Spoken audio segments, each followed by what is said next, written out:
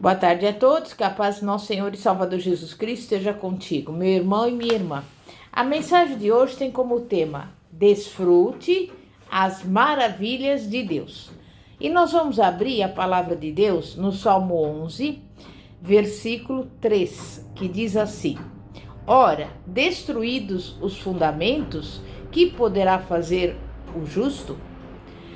Todos nós temos um anseio em conhecer as possibilidades da vida cristã. É muito bom fazermos perguntas, desde que sejamos prontos a aceitar as respostas que Deus nos dá. E essa foi uma das razões pelas quais Deus pôde usar Gideão, o juiz de Israel. Quando o Senhor apareceu a Gideão, disse-lhe: O Senhor é contigo, homem valente. E Gideão respondeu: Ai, Senhor meu, se o Senhor é conosco, por que nos sobreveio tudo isto?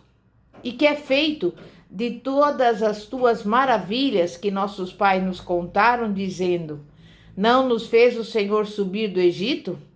Porém agora o Senhor nos desamparou e nos entregou nas mãos dos midianitas. Em seguida, Deus deu a Gideão uma missão. Ele tinha um coração inquiridor. Desejava saber por que, em seus dias, as coisas não se passaram da forma como tinham ocorrido no passado. E nós também devemos fazer essa indagação. Ao fazermos perguntas, devemos ter uma atitude de fé e não um espírito de contenda ou de incredulidade. Precisamos estar dispostos a aceitar as revelações que Deus nos fizer. Muitos cristãos têm feito as mesmas perguntas de Gideão. Por que não vemos hoje as grandes maravilhas que Deus operou em gerações passadas? Por que não há a mesma convicção de pecado, aquelas grandes operações do Espírito Santo, o mesmo senso da santidade de Deus e o mesmo zelo no viver diário? Onde estão os sinais que devem acompanhar aqueles que creem? Só Deus sabe a resposta certa. Contudo, as Escrituras revelam claramente algumas verdades básicas. No Salmo 11, versículo 3, encontramos a seguinte pergunta: Ora, destruídos os fundamentos, que poderá fazer o justo? Cremos que um desses fundamentos é aquilo que o Novo Testamento chama de o reino de Deus, ou em linguagem atual, o domínio de Deus, o governo de Deus. O governo de Deus é um reino, o domínio do rei sobre os homens, onde há governo, a lei. Deus revela sua vontade no tocante ao procedimento do homem por meio dos mandamentos que lhe apresenta. Antes da queda de Adão e Eva, ele já dissera: De toda árvore do jardim comerás livremente, mas da árvore do conhecimento do bem e do mal não comerás. Gênesis 2, versículos 16 e 17. Caso desobedecesse, certamente morreriam. Depois do dilúvio, com a formação do povo de Israel e nova desobediência, Deus deu a lei ao povo por intermédio de Moisés. 10 normas para reger a conduta humana. Essas leis visavam tão somente ao povo escolhido, mas, na verdade, elas visavam também a toda a humanidade. E novamente ele declarou, como já fizera Adão, que se eles não obedecessem, morreriam. Não poderemos compreender a salvação sem entender a lei de Deus. Se deixarmos de apresentar a lei como um requisito divino para a conduta e a vida do homem, cessaremos de apresentar a mensagem da salvação por Jesus Cristo, de modo que ela deve ser apresentada. Hoje em dia, estamos invalidando a lei com base na ideia de que ninguém pode guardar a lei e jamais o conseguirá.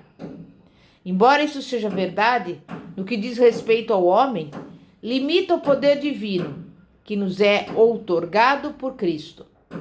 Ademais, tal pensamento desobriga os homens da responsabilidade moral e anula a convicção de pecado.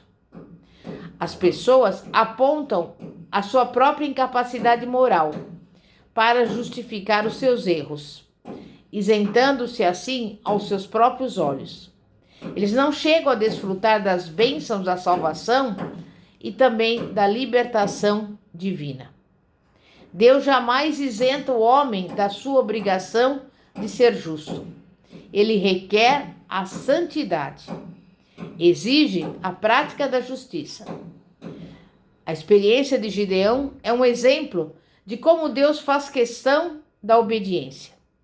Depois que ele teve o seu encontro com o Senhor, este pôs à prova a sinceridade da sua atitude inquisitiva, dando-lhe instruções básicas concernentes à sua maneira de encarar os problemas do seu tempo. Primeiro, ele demonstrou sua sinceridade com uma atitude de culto e reverência a Deus. Segundo, Deus lhe ordenou que destruísse o altar de Baal, que representava a principal infração da lei divina em seus dias. Em toda parte, o povo de Israel estava desobedecendo ao mandamento: não terás outros deuses diante de mim. Não farás para mim imagem de escultura. Êxodo 20, versículos 3 e 4. Com sua fé e obediência, Gideão fez reviver o sentido dessa lei. Para que Israel fosse liberto dos midianitas, era essencial que eles observassem a lei. Com Gideão, a lei voltou a vigorar e acionou o processo de libertação. A lei, para ser lei, precisa ser cumprida. Se a tratarmos como simples conselho e não como mandamento, ela será inútil. Se, por exemplo, nossa sociedade considerasse a parada no sinal vermelho apenas como um bom conselho, quanto tempo durariam a ordem e a segurança? As leis de Deus, em seu propósito, são semelhantes às leis humanas. A Bíblia chama de pecado a infração da lei, ou seja, do regulamento. 1 João 3,4 diz que o pecado é a transgressão da lei. Isso é um fundamento, e se não o difundirmos em nossa pregação e ensinamentos, a própria redenção perderá o seu sentido. Pela lei vem o conhecimento do pecado. Precisamos buscar a Deus com o reconhecimento de que somos pecadores, ou seja, somos criaturas que sabem que desobedeceram a lei e o governo de Deus. Precisamos ver-nos como verdadeiros inimigos do próprio Deus, por havermos desrespeitado as suas leis. Sem esse reconhecimento, não podemos compreender a salvação e nem avaliar adequadamente a revelação do sangue derramado por Jesus.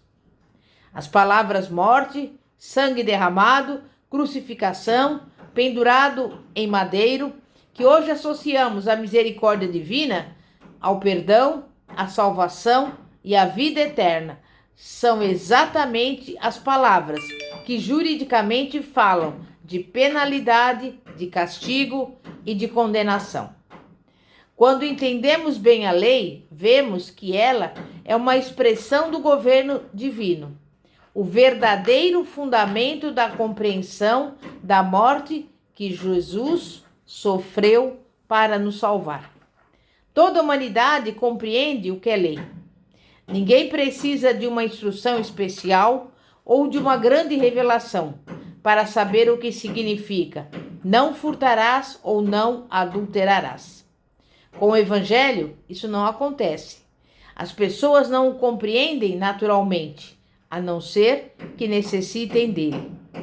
Os medicamentos, por exemplo, não são importantes para pessoa alguma enquanto ela não adoece.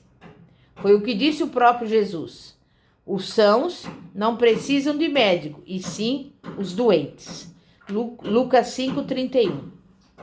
E o Evangelho é um remédio que precisamos ter à mão quando começamos a perceber a nossa grande carência espiritual.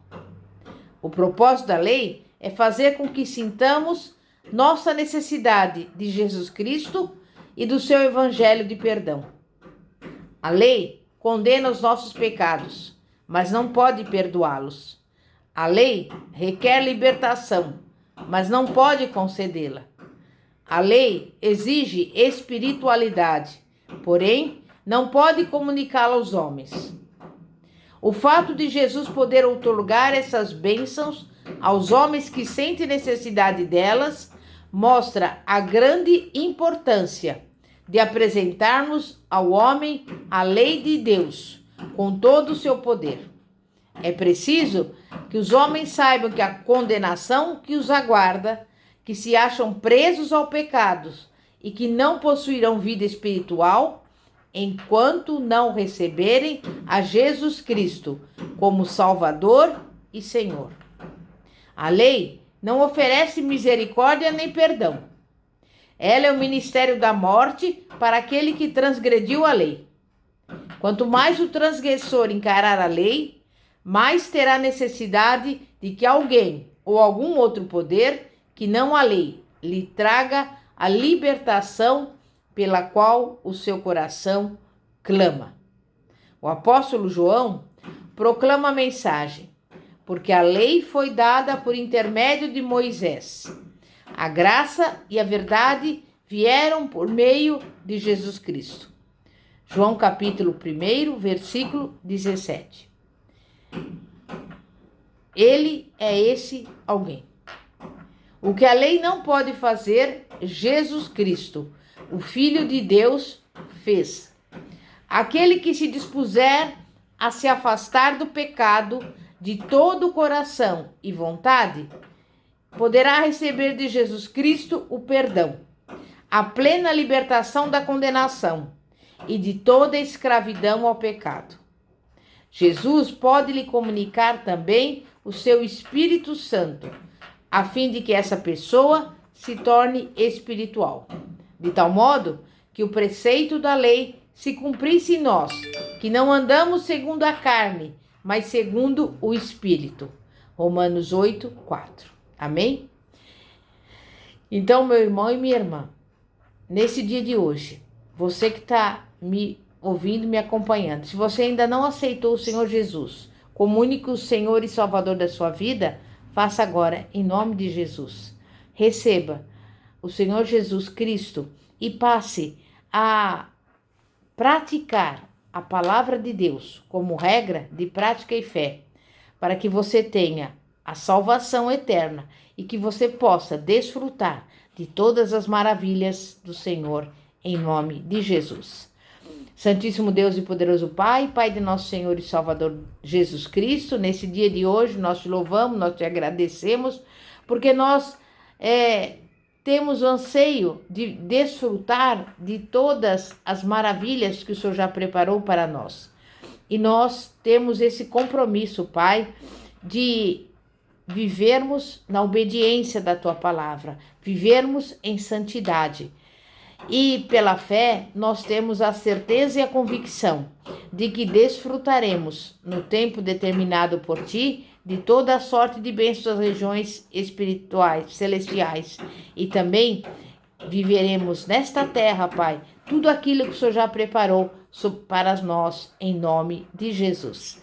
Amém e graças a Deus. Glória a Deus. Bispa Fátima, da Igreja Evangélica Apostólica Poder de Cristo, situada na Avenida Ouro Fino, 2212, Bosque dos Eucaliptos, São José dos Campos. Que a paz de nosso Senhor e Salvador Jesus Cristo esteja contigo. Amém e graças a Deus. Glória a Deus.